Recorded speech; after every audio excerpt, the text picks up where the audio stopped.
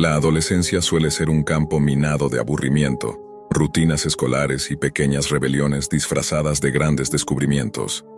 Para Daniel, un estudiante de secundaria de 17 años, su mundo había perdido color mucho antes de lo que él esperaba.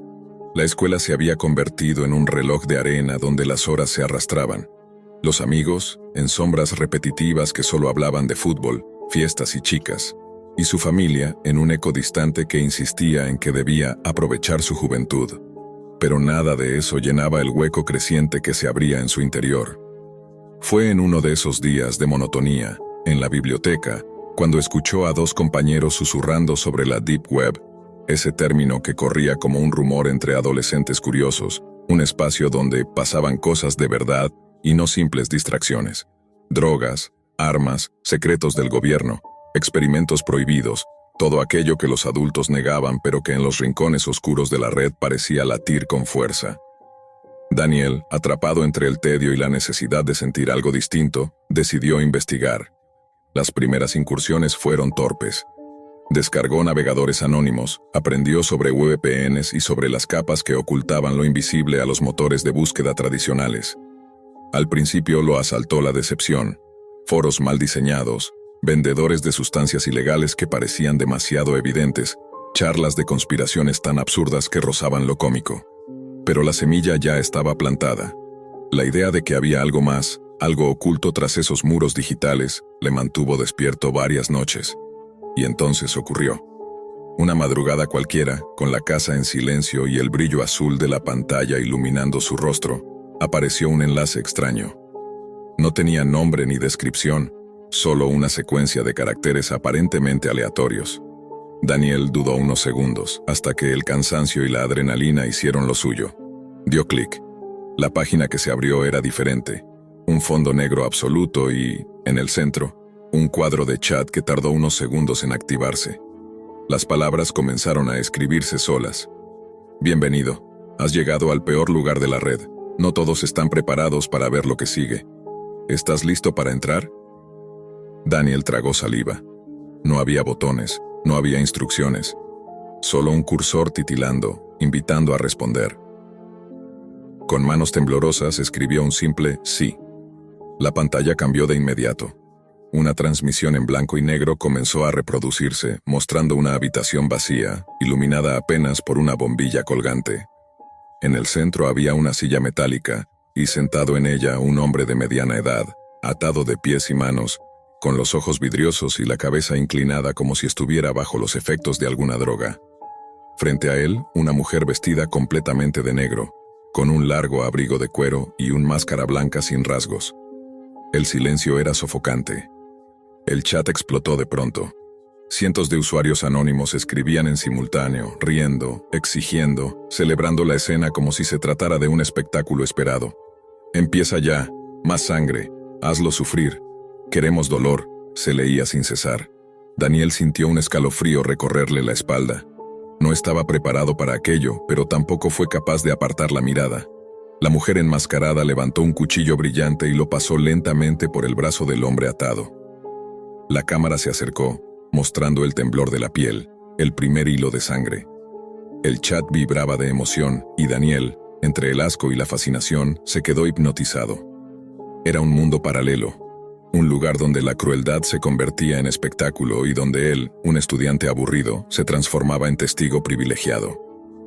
La transmisión duró más de una hora. Daniel no recordaba haber parpadeado tanto tiempo seguido. Cuando terminó, la pantalla volvió al negro con un mensaje. «Gracias por participar en el espectáculo del abismo. Una vez que entras, nunca vuelves a ser el mismo». Durmió mal esa noche, atormentado por las imágenes que no podía borrar de su mente. Al día siguiente, en clase, todo le parecía aún más banal que antes. El profesor hablaba de fórmulas químicas y él solo podía pensar en la máscara blanca, en la sangre que goteaba como metrónomo. Intentó contárselo a un amigo, pero las palabras se le quedaron atoradas. ¿Cómo describir algo así sin sonar loco? Días después volvió. Necesitaba confirmar que no había sido una alucinación. El enlace seguía allí, y el chat lo recibió con entusiasmo. Ya no era un extraño. «Bienvenido de nuevo, espectador». Esta vez la escena fue más brutal, más calculada, más difícil de mirar. y sin embargo, él no se apartó. La repulsión inicial comenzó a transformarse en algo nuevo, una adrenalina adictiva que lo hacía sentir vivo, como si hubiera encontrado la chispa que le faltaba. Con el tiempo, Daniel se convirtió en un visitante frecuente. Sus calificaciones bajaron, su círculo de amigos desapareció y su familia comenzó a preocuparse por sus largas noches frente a la computadora. Pero él no podía detenerse. El espectáculo del abismo no era solo un sitio, era un ritual, un abismo digital que lo llamaba cada vez más profundo. Al ingresar a la universidad, su vida ya no se parecía a la de cualquier joven normal. Mientras sus compañeros hablaban de fiestas y proyectos, él pensaba en foros ocultos, en transmisiones clandestinas, en los códigos que abrían puertas hacia nuevos horrores.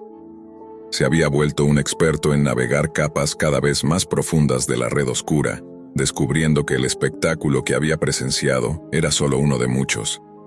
Las transmisiones se diversificaban, salas rojas, juicios secretos, rituales extraños, y siempre la misma audiencia morbosa celebrando la degradación humana. Daniel, incapaz de reconocerlo, había cruzado la línea. Ya no era un observador horrorizado, era un seguidor fiel, alguien que encontraba en esos actos una forma de escape, un combustible para su vacío existencial. Una noche, mientras exploraba un nuevo enlace, el chat se dirigió a él directamente. «Has estado aquí mucho tiempo. ¿Quieres dejar de mirar y empezar a participar?» El corazón de Daniel se aceleró. Nunca antes lo habían señalado de manera tan personal. No respondió de inmediato, pero la pregunta quedó clavada como una espina. Durante días no pudo pensar en otra cosa. ¿Participar cómo? ¿Ser parte de la audiencia ya no era suficiente? ¿Qué significaba realmente entrar en el espectáculo del abismo? Finalmente, la tentación venció. Escribió un sí. La pantalla mostró una nueva dirección, acompañada de instrucciones cifradas. Era una invitación, un paso más hacia lo irremediable. Daniel no lo dudó. Mientras el mundo real se volvía cada vez más gris y aburrido, la Deep Web le ofrecía emoción, misterio y un poder extraño. Ser parte de algo prohibido, de algo que los demás ni siquiera sabían que existía. Ese fue el comienzo de su transformación definitiva. Ya no era un joven curioso que se había topado con un sitio macabro. Ahora era un iniciado en un culto digital que se alimentaba de dolor y morbo. El abismo lo había reclamado y él había respondido con fascinación. Y así, entre la penumbra de su cuarto universitario y la luz fantasmagórica de la pantalla, Daniel comprendió que no había regreso posible. La Deep Web no solo le había mostrado su cara más oscura, le había dado un lugar donde pertenecer. Un lugar donde el miedo se confundía con placer, donde la moral se disolvía en la sangre digitalizada, donde la rutina nunca volvería a alcanzarlo. Había entrado al espectáculo del abismo, y el telón nunca se cerraría. Nunca pensé que un corazón roto pudiera empujarme tan lejos. Cuando Sofía me dejó, después de 6 años juntos, sentí que el mundo se desmoronaba bajo mis pies. Teníamos planes, promesas hechas entre lágrimas y risas, juramentos escritos en cartas guardadas en cajas de zapatos, recuerdos que se volvieron cuchillos cuando ella me dijo que necesitaba espacio. Esa palabra fue la más cruel que escuché, espacio. Como si todo lo que éramos pudiera desvanecerse con un simple movimiento de labios. Pasé semanas sin dormir, escuchando su voz en mi cabeza, revisando una y otra vez nuestras conversaciones guardadas en el celular, tratando de encontrar la grieta exacta por donde el amor se había escapado. La universidad se volvió un eco vacío, me arrastraba a clases solo para fingir normalidad. En las noches, sin embargo, la soledad se volvía insoportable, y el silencio me aplastaba como una avalancha. Fue en una de esas madrugadas que decidí distraerme en internet, no con series, no con música, no con videojuegos. Algo dentro de mí pedía un escape más radical. Recordé las conversaciones que, entre amigos, solíamos tener por pura curiosidad morbosa, la Deep Web, ese rincón oculto del internet del que todos hablaban con fascinación y miedo. Ahí encuentras todo, decían, drogas, armas, secretos, cosas que no deberías ver. Yo había reído entonces, sin darle importancia, pero en ese estado de vulnerabilidad, la idea se volvió un anzuelo irresistible. Tal vez era eso lo que necesitaba, mirar lo prohibido, enfrentar lo oscuro, llenarme de un horror más grande que el dolor que sentía por Sofía. Descargué el navegador Tor, El simple proceso ya me hizo sentir que estaba haciendo algo clandestino, peligroso. La pantalla negra, los tutoriales en foros, las advertencias de "no vayas más allá de lo necesario" parecían más desafíos que consejos. Cuando finalmente abrí la Hidden Wiki, me encontré con un laberinto de enlaces extraños, nombres perturbadores, descripciones crípticas. Al principio era como recorrer un museo de lo prohibido. Foros de hackers que presumían robos de cuentas bancarias, mercados ilegales de drogas con reseñas como si fueran simples productos de supermercado, sitios de falsificación de documentos. La ilegalidad flotaba en el aire como un perfume embriagador. Me asustaba, pero no lo suficiente como para cerrar la ventana. Pronto encontré algo más inquietante, foros de conversación donde personas hablaban de cosas que me hicieron sentir náuseas, discusiones sobre torturas, intercambios de material que claramente no debía existir, confesiones escritas con una frialdad escalofriante. Mi corazón latía más rápido, y aunque la repulsión me pedía que saliera, la curiosidad me clavaba en la pantalla. Era como mirar un accidente en la carretera. Sabes que es terrible, pero no puedes apartar los ojos. Fue allí cuando encontré el enlace, un código extraño publicado por un usuario anónimo que se hacía llamar el administrador. El mensaje era breve: si llegaste hasta aquí es porque quieres ver la verdad. No lo abras si no estás preparado. No todos soportan lo que está detrás de este enlace. Ese reto me atrapó. Mi estado emocional me hizo pensar que nada podía dolerme más de lo que ya sentía. Copié el enlace y lo pegué en la barra del navegador. La pantalla se volvió negra durante unos segundos y luego cargó una interfaz rudimentaria. Un fondo oscuro, con un menú que no tenía palabras, solo símbolos. Círculos, triángulos, números desordenados. Cada clic abría una carpeta y dentro de ellas había videos. Los títulos eran directos, sin adornos. Sesión 1, Sesión 2, Prueba 4. Y en cada uno, lo indescriptible, grabaciones de violencia real. No efectos especiales, no ficción. El sonido crudo de gritos, el eco metálico de habitaciones cerradas, la respiración agitada de alguien detrás de la cámara. Mi cuerpo reaccionó antes que mi mente. Temblores en las manos, sudor frío en la frente, un nudo en la garganta que casi me hacía vomitar. No podía creer lo que veía, y aún así no cerraba la pestaña. El horror tenía algo hipnótico. En una de las grabaciones, la cámara giró hacia un espejo. Y fue allí donde la pesadilla adquirió otra dimensión. Vi reflejado a alguien sosteniendo la cámara. Un rostro cubierto con una máscara blanca, inexpresiva, pero con ojos oscuros que parecían perforar la pantalla. En ese instante sentí que me miraba a mí, no al espejo. Cerré el video de golpe, pero el eco de la imagen quedó grabado en mi mente. Mi instinto me gritó que huyera. Cerré el navegador Tor, lo desinstalé de inmediato, borré carpetas, limpié el historial, como si eso pudiera borrar lo que ya había visto. Apagué la computadora y me quedé en silencio, jadeando, con el corazón latiendo como un tambor de guerra. Durante los días siguientes, traté de convencerme de que todo había sido un mito urbano. Historias de la red profunda que circulan precisamente para asustar a los ingenuos. Pero algo en mi interior sabía que era real. Los sonidos, los detalles, las miradas, nada de eso parecía actuado. Y lo peor fue que desde aquella noche, la línea entre lo que veía en la realidad y lo que recordaba de esos videos comenzó a desdibujarse. Al caminar por la universidad, sentía que alguien me observaba desde los pasillos.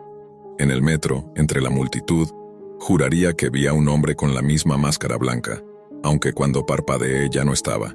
Las noches eran peores. Cerraba los ojos y revivía cada grito, cada sombra. Despertaba sudando, con el corazón desbocado, convencido de que había abierto una puerta que no debía. No se lo conté a nadie. ¿Cómo explicar que, en medio de un duelo amoroso, me había metido en la parte más oscura del internet y había visto cosas que me rompieron por dentro? Los amigos me preguntaban por Sofía, por cómo estaba, y yo solo respondía con evasivas.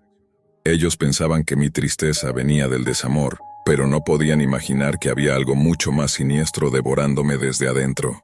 Con el tiempo, la culpa comenzó a crecer, no solo por lo que vi, sino por haber sentido curiosidad. ¿Qué clase de persona, me preguntaba cada noche, hace clic sabiendo lo que puede encontrar? El error no fue solo abrir ese enlace, sino haberlo hecho buscando anestesia para un corazón roto. Fue allí donde comprendí que mi dolor sentimental me había conducido hacia un abismo mucho más profundo. Lo que más me atormenta es la sensación de que esa página me eligió, que no fue casualidad encontrar ese código en medio de tantos foros, que alguien quería que yo lo viera. Y aunque borré Tor, aunque intenté limpiar mi computadora y mi memoria, todavía siento que dejé una marca en algún sitio, que alguien sabe mi nombre, mi rostro, mi dirección. A veces recibo correos vacíos con remitentes desconocidos. Otras veces, cuando reviso mi cámara web, me parece ver un pequeño destello rojo como si alguien estuviera grabándome. No sé cuánto de esto es paranoia y cuánto es real, pero lo cierto es que desde esa noche no soy el mismo. La ruptura con Sofía me dolió, sí, pero lo que encontré en la Deep Web me partió de una forma irreparable.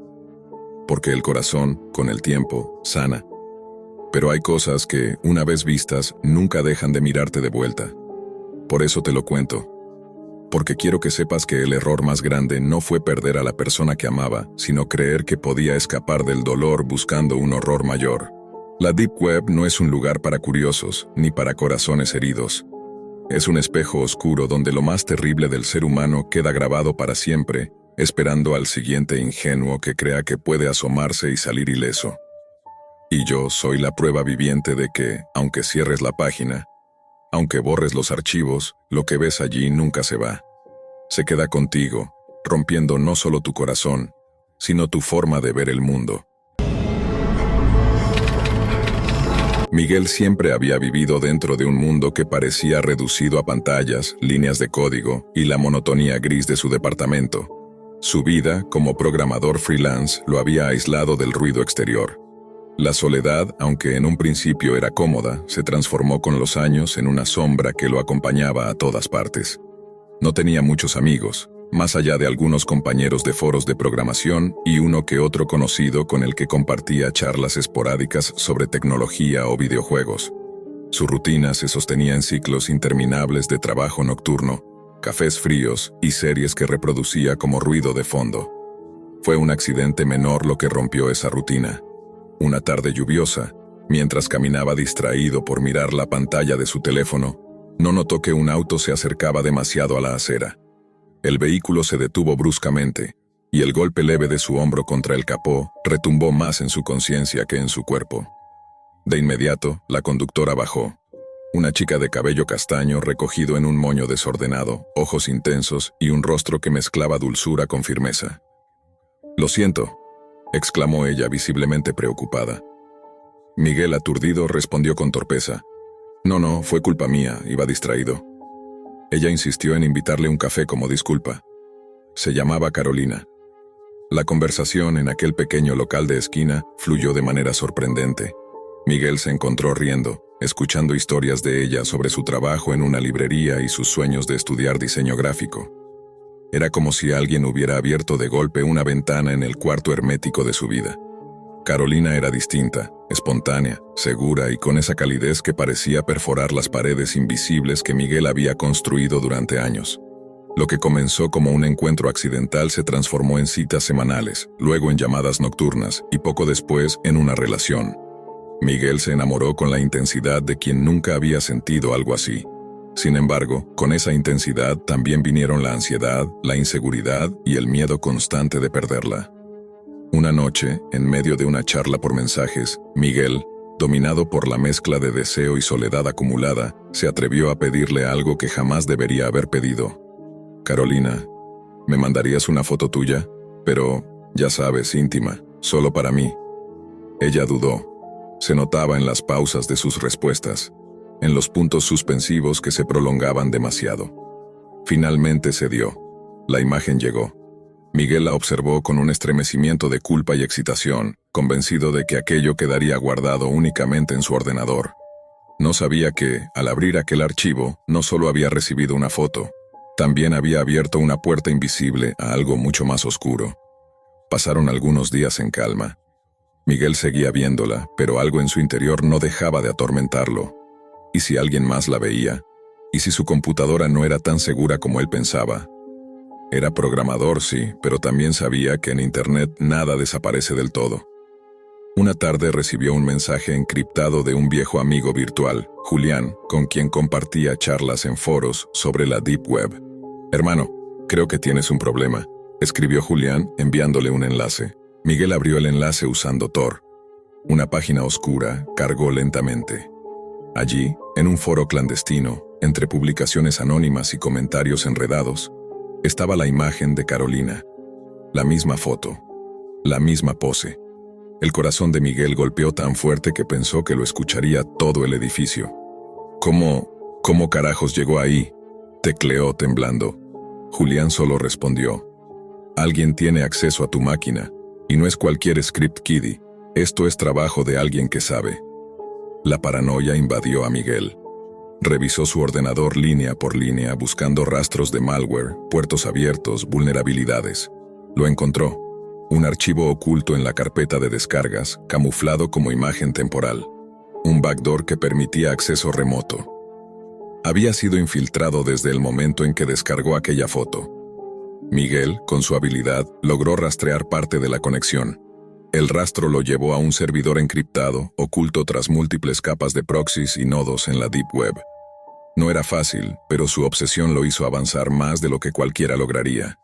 Entre fragmentos de logs encontró un nickname recurrente: Raven-404.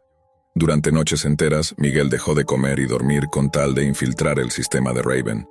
Finalmente, después de días de intentos, logró penetrar uno de los servidores intermedios. Allí vio carpetas llenas de nombres, imágenes y videos robados. Decenas de vidas expuestas, chantajeadas, manipuladas. Lo que había visto era apenas la punta de un iceberg. En medio de esa maraña de datos, un archivo le heló la sangre. Miguel_usr.txt. Al abrirlo, leyó una serie de datos que nadie debería tener. Su nombre completo, dirección, fotos antiguas de su universidad, incluso conversaciones privadas con Carolina. Al final del archivo, un mensaje: «Bienvenido, Miguel. Eres más talentoso de lo que pensé. Ahora sé quién eres. No te acerques más, o la próxima carpeta será de tu familia». Miguel sintió como el sudor frío le recorría la espalda.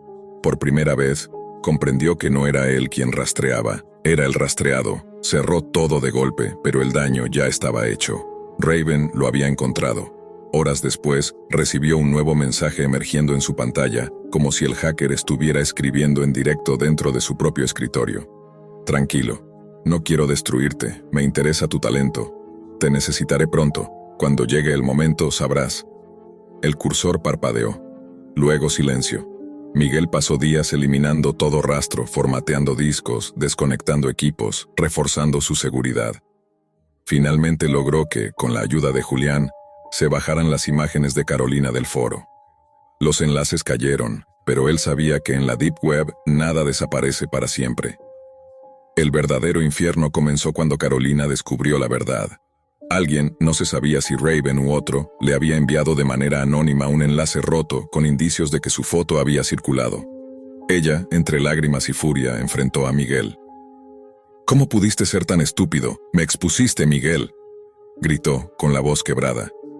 Él intentó explicarle, suplicarle, pero las palabras no alcanzaban.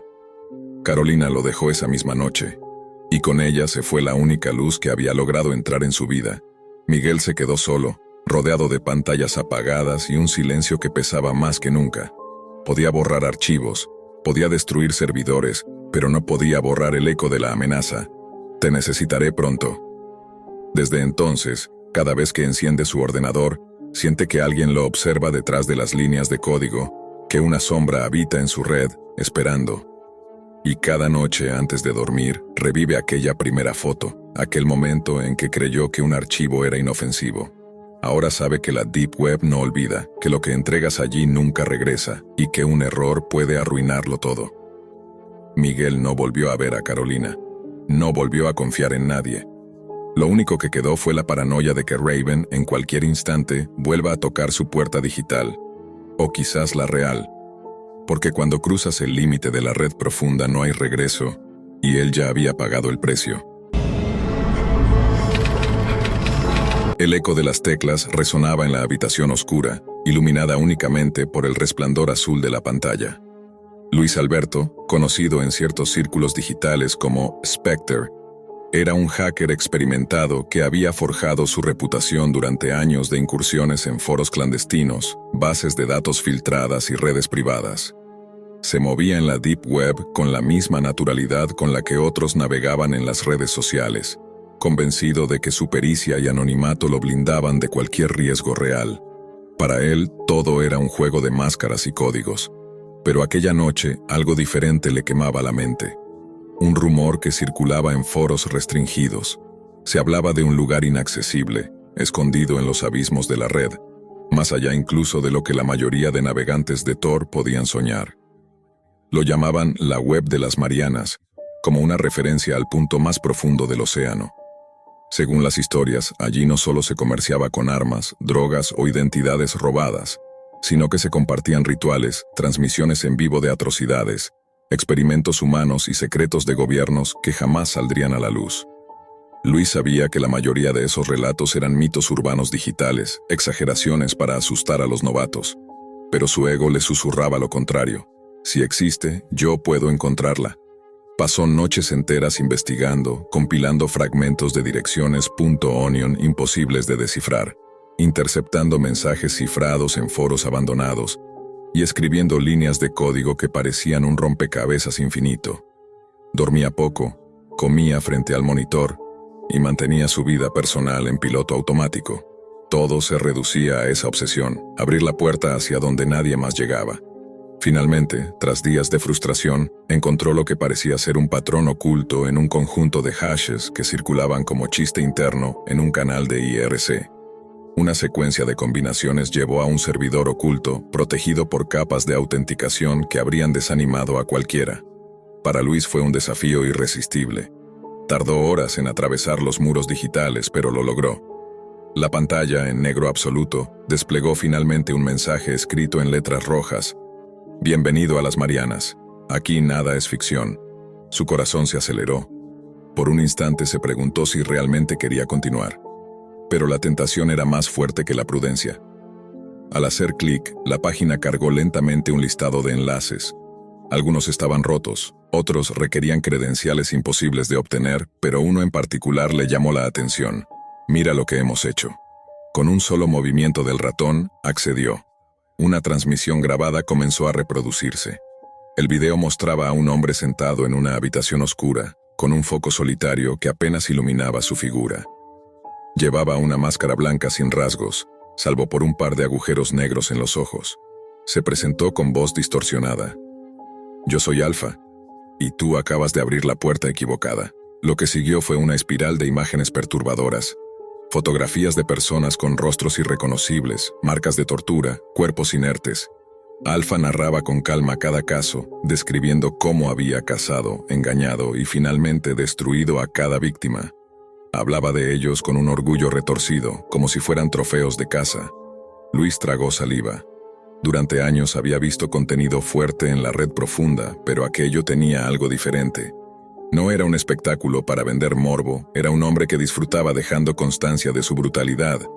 El hacker, entre la rabia y el cinismo, dejó un comentario en el chat lateral, convencido de que nadie podría rastrearlo. «Patético. Solo eres otro psicópata buscando atención». No esperaba respuesta, pero segundos después, el video se detuvo en seco. La pantalla quedó en negro hasta que una frase apareció lentamente. «Spectre, no deberías haber escrito eso». El sudor frío recorrió la espalda de Luis. Nadie fuera de sus foros conocía ese alias. ¿Cómo lo habían identificado tan rápido? Intentó cerrar la conexión, pero la pantalla volvió a encenderse. Esta vez Alfa estaba más cerca de la cámara, con la máscara inclinada hacia adelante. «Luis Alberto, hijo de Marta Gómez, vives en la calle donde los muros son color verde. ¿Crees que tu teclado te protege?» El corazón de Luis casi se detuvo. Se levantó de golpe, arrancando el cable de red del computador. Todo se apagó en un silencio aterrador. Los siguientes días se convirtieron en un infierno de paranoia. Revisaba cada esquina. Desconfiaba de cada ruido. No dormía bien, y cuando lo lograba, soñaba con esa máscara blanca observándolo desde la oscuridad. Intentó convencerse de que había sido un truco psicológico, que Alfa solo usaba ingeniería social, Pero la duda era más fuerte. ¿Cómo sabía su nombre, su dirección y el de su madre? La confirmación de su miedo llegó una tarde. Mientras su madre regaba las plantas en el balcón, un hombre desconocido apareció frente a la casa. Vestía de negro, con gorra baja y un andar demasiado lento. Tocó el timbre y preguntó con voz grave por Luis. La madre, desconfiada, lo despachó con firmeza. El hombre sonrió levemente antes de retirarse sin dar explicaciones. Cuando ella se lo contó, Luis sintió un vacío en el estómago. No necesitaba pruebas adicionales, estaba seguro de que aquel era Alfa o alguien enviado por él. Desde ese instante supo que había cruzado una línea que no debía cruzar. Los días siguientes formateó todos sus discos duros, destruyó memorias USB y eliminó cada rastro de su actividad en la Deep Web. Se prometió a sí mismo no volver jamás. Pero aunque desconectó los cables y apagó las máquinas, nunca pudo apagar la sensación de ser observado. Cada vez que pasaba frente a una ventana, se aseguraba de correr las cortinas. Cada vez que recibía una llamada de un número desconocido, dejaba que el celular sonara hasta apagarse. Luis volvió a la vida cotidiana, pero con la certeza de que la libertad digital era una ilusión. Había tocado un rincón de la red que no se diseñó para ser visto. Un lugar donde la maldad no era un mito, sino un rostro enmascarado que conocía demasiado de él. Nunca volvió a conectarse con su antiguo alias. Nunca más presumió de sus habilidades en foros clandestinos. El orgullo se transformó en miedo y la arrogancia en silencio. A veces, cuando intenta dormir, se pregunta si Alfa aún lo vigila. Si aquel hombre que apareció frente a su casa fue solo una advertencia, o el comienzo de algo que todavía no ha terminado. Pero lo que más lo aterra no es la posibilidad de ser atacado, sino la certeza de que una vez que entras en la telaraña de las Marianas, nunca vuelves a salir del todo. Jaime siempre había pensado que conocía bien la red. Su trabajo como analista digital en una empresa de ciberseguridad lo había convertido en un rastreador meticuloso de lo prohibido, en un cazador de malware, en alguien capaz de meterse en los rincones más turbios de la web para desarmar trampas diseñadas por hackers, estafadores y depredadores digitales. Se había enfrentado a foros llenos de discursos enfermizos, a mercados clandestinos que vendían armas, drogas y hasta identidades falsas. Nada de eso le resultaba novedoso. Pero cada vez que escuchaba el rumor de las llamadas habitaciones rojas, ese supuesto nivel de horror transmitido en directo para quienes podían pagar con criptomonedas, siempre había creído que no era más que un mito urbano, una leyenda nacida del morbo y el miedo. Sin embargo, la curiosidad siempre encuentra una grieta por donde filtrarse. Un cliente importante había reportado un dominio extraño alojado en un servidor oculto de Europa del Este. Lo que a primera vista parecía una página de phishing mal diseñada, escondía capas y capas de cifrado. Jaime, motivado más por la sospecha que por la obligación laboral, decidió seguir el rastro por su cuenta. Descifró el código con paciencia, saltó entre proxies, desplegó herramientas de anonimato que apenas usaba fuera de investigaciones delicadas, y poco a poco fue entendiendo que aquella puerta digital no conducía a un simple sitio de estafa, sino a algo más profundo. La pantalla negra, al cargarse por completo, mostró un título en letras rojas: Red Rooms, Only the Brave May Enter. Jaime se quedó inmóvil frente a la laptop.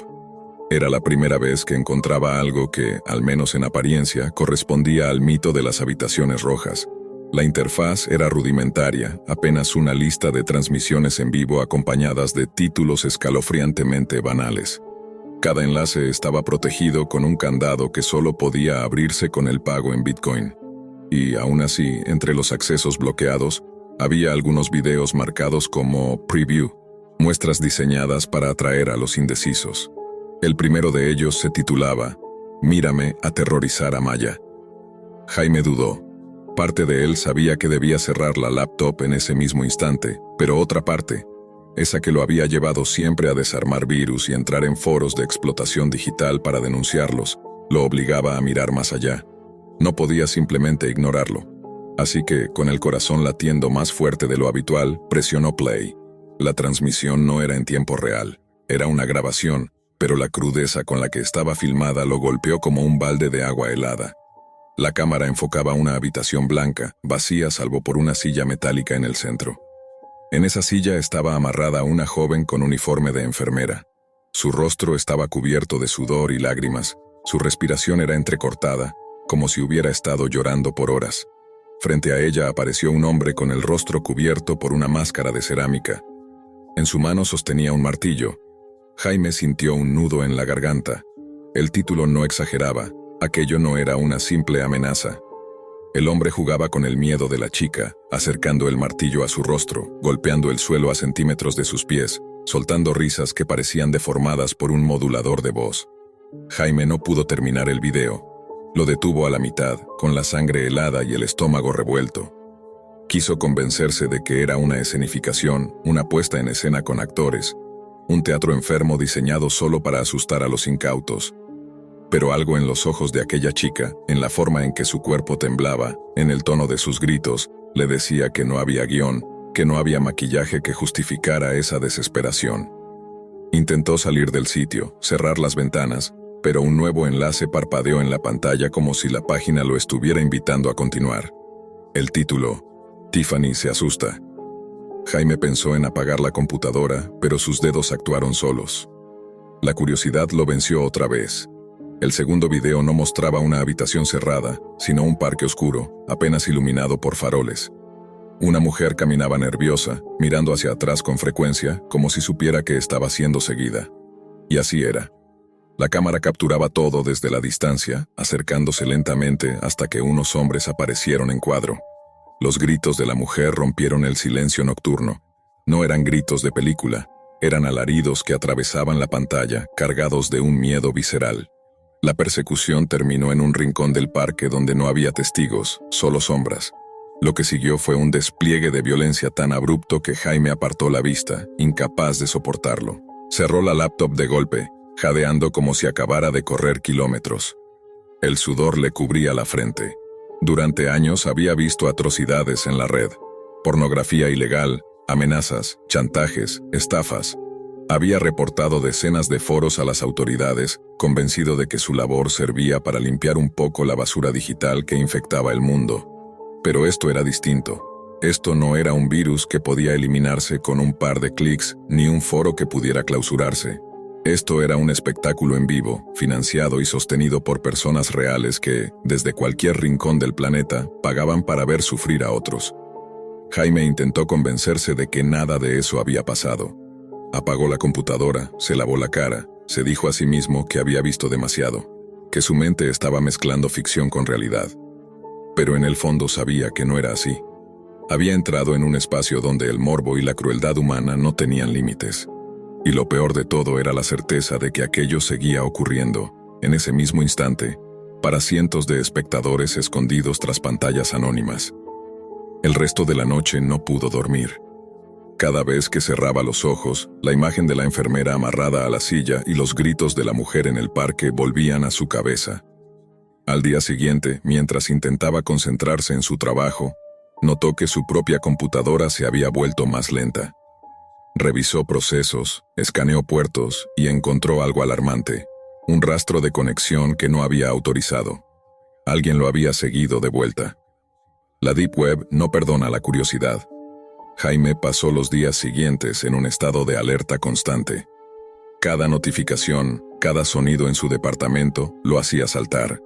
La paranoia no era irracional. Había rastros, registros de conexiones que no había iniciado, archivos temporales que aparecían y desaparecían sin explicación. Sentía como si la red misma lo vigilara, como si cada búsqueda, cada movimiento suyo en el laberinto digital hubiera dejado una señal que alguien, o algo, podía seguir. Lo peor no era solo el miedo físico. Era la sensación de impotencia, de haber sido testigo de una maldad que no podía detener ni siquiera con su conocimiento experto. Pero la curiosidad tenía raíces profundas, y el monstruo de la fascinación se alimentaba de la prohibición. A pesar del miedo, Jaime regresó a la Deep Web. Esta vez no para mirar previews. Esta vez quería entender la estructura de esas habitaciones, quién estaba detrás de ellas, cómo funcionaban. Cada puerta digital que abría revelaba más información oculta. Foros cifrados donde se discutían transmisiones futuras, listas de usuarios que pagaban por privilegios especiales, instrucciones sobre cómo mantener el anonimato absoluto. Cada dato que capturaba aumentaba su horror. Aquello no era un lugar improvisado ni aislado. Era una industria de crueldad, sostenida por el morbo de una audiencia que pagaba con criptomonedas y se regocijaba en la desesperación ajena. Jaime encontró un hilo de discusión particularmente perturbador, un foro donde usuarios intercambiaban comentarios en tiempo real sobre cada transmisión. Había quienes celebraban cada acto de violencia, calificaban la creatividad de los agresores y hacían apuestas sobre lo que ocurriría a continuación. Algunos subían memes, otros compartían capturas de video, todos con la sensación de que estaban participando en un espectáculo privado. Lo que más lo horrorizó no fueron los videos ni los relatos. Eran los comentarios, la indiferencia y la complicidad. Cada mensaje era un recordatorio de que la maldad se magnifica cuando encuentra público. Durante días, Jaime documentó todo con la intención de entregar la información a las autoridades internacionales. Pero pronto comprendió que la Deep Web era un laberinto que nadie podía controlar completamente. Cada servidor derribado reaparecía en otra parte. Cada usuario que se creía rastreable tenía cientos de identidades falsas. La desesperanza se filtró en su mente. Por primera vez entendió que lo que había visto no era solo un delito, era un ecosistema de crueldad que la tecnología había hecho prácticamente indestructible. Una noche, mientras revisaba los registros de conexión, descubrió algo que lo paralizó. Había un acceso abierto, un enlace directo a una transmisión en vivo, marcado de manera distinta, como si alguien lo hubiera invitado personalmente a participar. La pantalla mostraba solo un mensaje: Jaime, mira lo que hemos preparado para ti. Su respiración se aceleró. El miedo y la curiosidad luchaban dentro de él. Sabía que ignorarlo podría ser la decisión más segura, pero una parte de él no podía resistirse. Lo que vio en esa transmisión lo destrozó. No era un video pregrabado, era en tiempo real. Los detalles, los sonidos, la respiración de la víctima, la tensión en la habitación, todo estaba ocurriendo mientras él observaba desde su apartamento. Sintió un nudo en el estómago, la urgencia de cerrar la laptop, de desaparecer, de borrar su rastro, pero era demasiado tarde. La sensación de impotencia se transformó en horror absoluto. Ya no era un espectador accidental, estaba dentro de un juego del que no podía escapar. El acceso se cerró solo, como si la página supiera que lo había visto suficiente. Jaime se quedó inmóvil, mirando la pantalla negra, incapaz de comprender cómo podía existir tanto mal. Se dio cuenta de que la Deep Web no era solo un lugar de información oculta, era un espejo de la peor faceta de la humanidad, un espacio donde la moral se disolvía, donde el dinero y la tecnología convertían el sufrimiento en espectáculo. Consciente del riesgo, decidió actuar de manera definitiva. Documentó todo, pero de forma anónima y cifrada, enviando los archivos a organizaciones de ciberseguridad y a grupos de protección a víctimas de explotación. No podía detener todo, pero tal vez podía salvar a algunos, evitar que ciertos enlaces siguieran activos, que algunas personas fueran víctimas. El alivio no duró. Cada vez que intentaba dormir, el recuerdo de los gritos y la desesperación de las víctimas regresaba con la misma intensidad que la primera vez que vio los videos. La culpa, la impotencia y el miedo se entrelazaban en un ciclo interminable. Jaime cerró su computadora, desconectó todos sus dispositivos y salió a caminar por la ciudad. La noche estaba tranquila, casi normal, pero cada sombra le parecía una amenaza, cada persona un potencial espectador. Comprendió que, aunque hubiera escapado físicamente del acceso directo, la experiencia lo había cambiado para siempre. La crueldad que había presenciado no se borraría de su memoria, y la certeza de que seguía existiendo en algún rincón de la red le impedía sentirse seguro. Aún así, entre el horror y la paranoia, Jaime encontró un extraño tipo de resolución. No podía controlar la existencia de esas habitaciones, ni el deseo de quienes las sostenían, pero sí podía elegir cómo responder a lo que había visto. Decidió dedicar su vida profesional a proteger a otros de ese mundo oculto, a reforzar sistemas, denunciar vulnerabilidades y educar sobre los peligros de la Deep Web. Lo que antes era curiosidad y morbo se transformó en un propósito claro: minimizar el daño allí donde pudiera. Al final, la Deep Web no desapareció. Las habitaciones rojas siguieron existiendo, invisibles, alimentadas por la misma fascinación malsana de siempre. Pero Jaime ya no era solo un espectador. Era alguien que había visto el abismo y había elegido hacer algo, aunque fuese pequeño, para impedir que otros cayeran en él. Y mientras caminaba por la ciudad, sintiendo el aire frío en la cara, comprendió que algunas cosas no se pueden borrar de la memoria, pero sí se pueden enfrentar. La noche continuaba tranquila, y él había sobrevivido para recordarlo y advertirlo. Dana siempre había pensado que la vida podía ser predecible, un hilo de días monótonos con pequeñas alegrías intercaladas, hasta que una ruptura reciente la dejó cuestionando todo. Su mundo, que antes giraba en torno a cafés con amigos y maratones de series, ahora parecía vacío, un espacio silencioso que se cerraba sobre ella cada noche. Fue durante una de esas noches solitarias, mientras su corazón se resistía a aceptar que el amor que había conocido se había ido, que su mirada se posó sobre su laptop. Quiso distraerse, perderse en algo desconocido y excitante, y así comenzó a navegar hacia lugares de la Deep Web que había oído mencionar pero que nunca había explorado. Al principio, la curiosidad de Dana la llevó a foros oscuros de conspiraciones, sitios de coleccionistas de objetos raros, y finalmente a páginas que ofrecían contenido perturbador disfrazado de entretenimiento prohibido. Uno de esos sitios llamó su atención de manera especial. Un portal que prometía eventos macabros, experiencias extremas que supuestamente podían ser contratadas a través de criptomonedas. Cerró la laptop con un sobresalto, diciéndose que no debía seguir explorando. No quería saber nada más. Pero esa misma noche, cuando su teléfono vibró por primera vez, su mundo cambió de manera irreversible. El mensaje era breve, inquietantemente simple, pero aterrador en su precisión. Sé que acabas de cerrar tu laptop. Buen intento. Dana sintió un escalofrío recorrerle la espalda. Al principio pensó que era una broma de algún amigo, pero los siguientes mensajes descartaron cualquier posibilidad de inocencia. Describían la comida que había cenado, la ropa que llevaba puesta, los libros que tenía sobre su mesita de noche. Cada mensaje estaba cuidadosamente diseñado para recordarle que alguien la estaba observando, estudiando cada uno de sus movimientos. El terror empezó a calar hondo. No era solo que su privacidad estaba comprometida, era que su seguridad estaba en peligro. En los días siguientes, Dana intentó mantener la calma, cambiar sus rutinas, ignorar los mensajes, pero la sensación de ser observada no disminuía.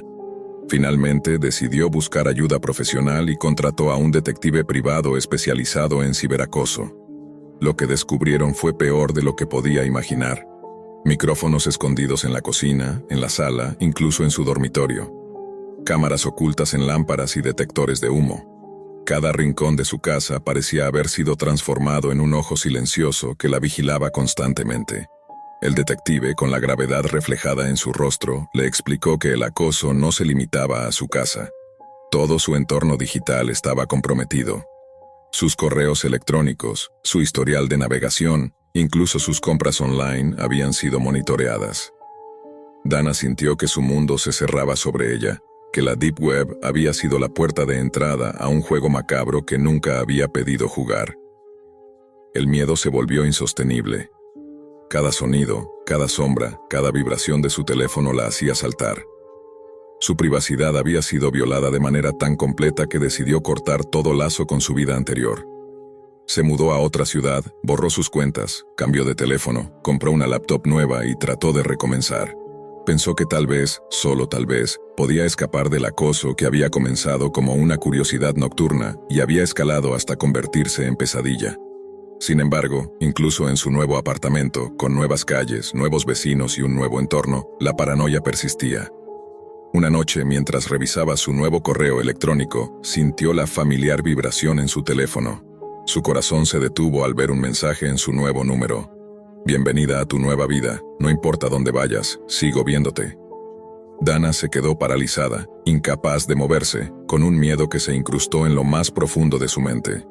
Cada plan de escape, cada precaución que había tomado parecía inútil ante la persistente presencia del acosador invisible.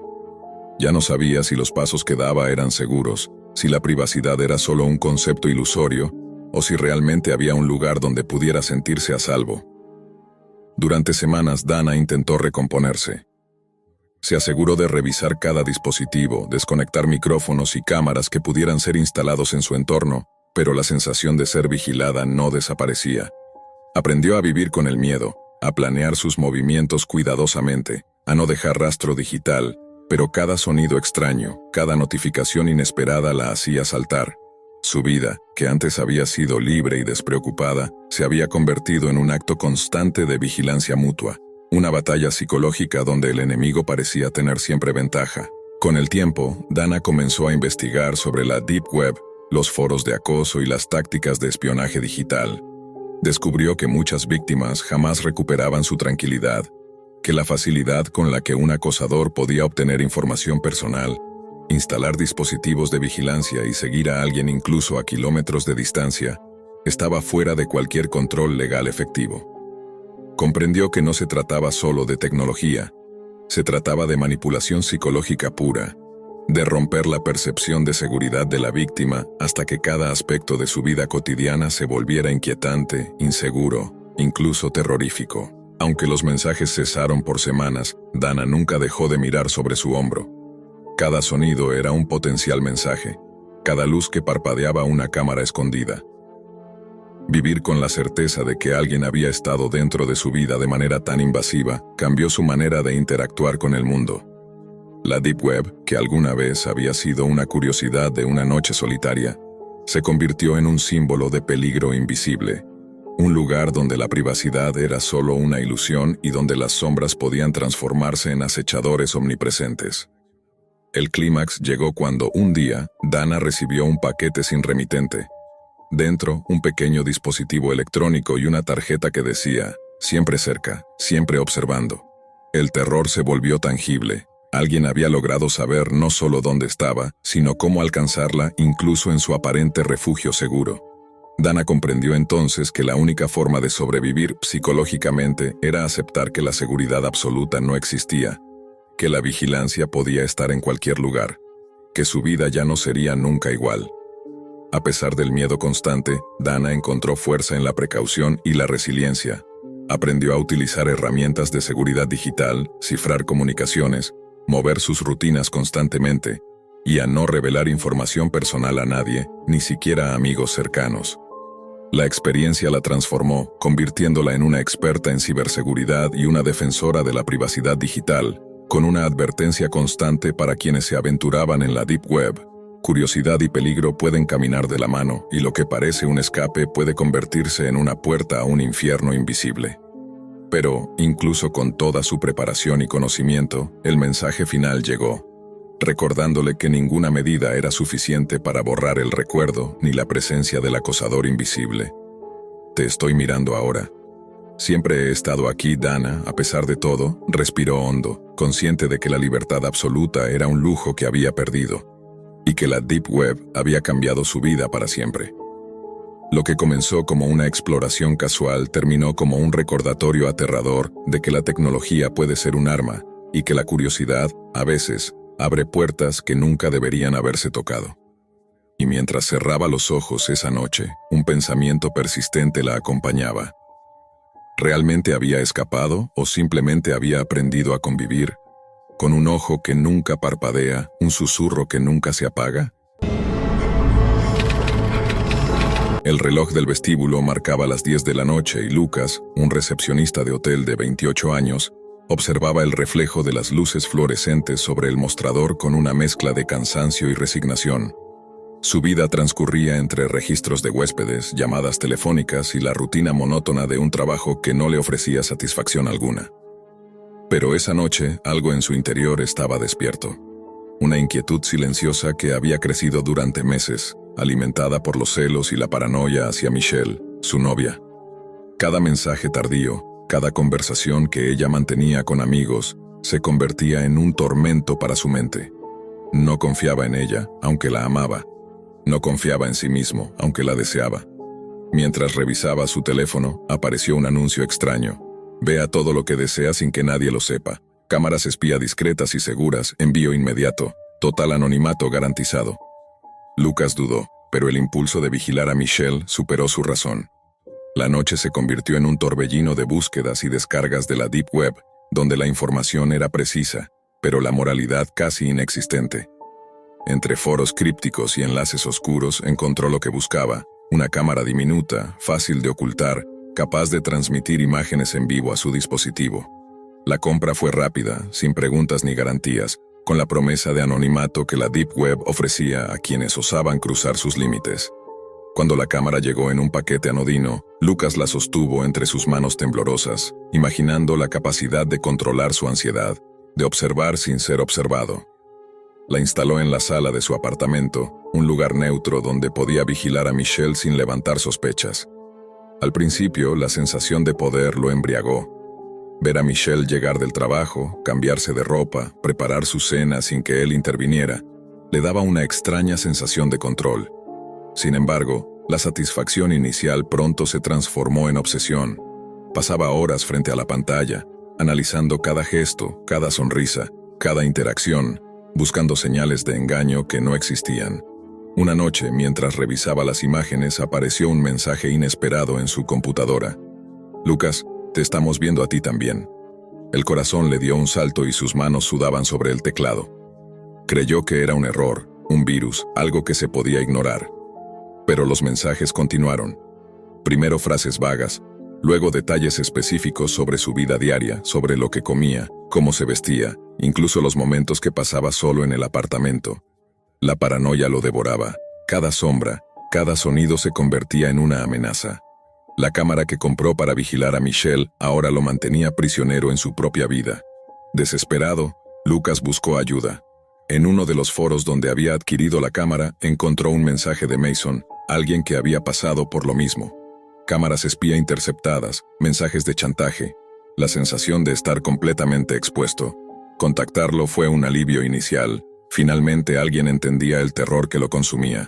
Mason, con paciencia y experiencia, lo guió en la identificación de la amenaza. Un adolescente, hábil en la manipulación de dispositivos, que trabajaba para un médico obsesionado con la vigilancia y el control, creando cámaras para espiar a personas desprevenidas. Juntos, Lucas y Mason rastrearon el origen de la conexión, siguiendo códigos, IPs, señales encriptadas que los llevaban a un apartamento minimalista donde un joven, sentado frente a múltiples pantallas, observaba vidas ajenas con frialdad. Lucas sintió una mezcla de indignación y miedo al darse cuenta de que su privacidad había sido violada no por un extraño desconocido, sino por alguien que compartía su edad y sus límites morales. La confrontación fue tecnológica. Mason y Lucas lograron desconectar la cámara, eliminar el software intruso y cortar la comunicación con el chantajista. La sensación de alivio fue inmediata, pero efímera. Michelle, al descubrir la magnitud de la obsesión de Lucas, lo confrontó. Sus palabras eran firmes, cargadas de decepción y cansancio. «No puedo vivir con esto, Lucas. No puedo estar con alguien que necesita espiarme para confiar en mí». Lucas intentó explicarle, justificarse, prometer que nunca más lo haría, pero el daño ya estaba hecho. El amor que habían compartido se desvaneció entre lágrimas, palabras quebradas y un silencio pesado que llenaba el apartamento. Michelle se marchó, y con ella, la vida que Lucas había intentado controlar a través de la tecnología. El recepcionista quedó solo, rodeado de pantallas apagadas y cables desconectados, reflexionando sobre las consecuencias de su paranoia. La Deep Web, que había ofrecido la ilusión de poder y control, lo había convertido en víctima de sus propias inseguridades. Su obsesión había destruido la confianza, su amor y su paz mental, dejándolo atrapado en un ciclo de vigilancia y chantaje que, aunque ahora estaba roto, había dejado cicatrices profundas. En las semanas siguientes, Lucas intentó recomponer su vida. Eliminó cuentas en foros oscuros, destruyó cualquier rastro de las cámaras y trató de recuperar su autoestima. Pero cada vez que escuchaba un ruido extraño, su corazón latía con ansiedad. Cada notificación en su teléfono provocaba un instante de pánico.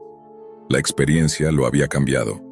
Ya no era simplemente un hombre celoso y controlador, sino alguien consciente de los peligros de la obsesión tecnológica y del precio de invadir la privacidad. El silencio se convirtió en su compañía constante, y la rutina del vestíbulo del hotel, antes monótona, ahora parecía un refugio seguro, aunque frágil. Lucas entendió que la vigilancia y el control son ilusiones que pueden volverse contra uno mismo, que la curiosidad mal dirigida y la inseguridad pueden abrir puertas que no se pueden cerrar fácilmente. Cada noche, al cerrar los ojos, revisaba mentalmente cada paso, cada acción, preguntándose cómo había permitido que el miedo y la obsesión dominaran su vida. Y aunque la cámara ya no existía, su presencia seguía viva en la mente de Lucas, un recordatorio silencioso de que la Deep Web no solo alberga secretos, sino que también puede amplificar los demonios internos de quienes se atreven a adentrarse demasiado en ella. La lección estaba clara.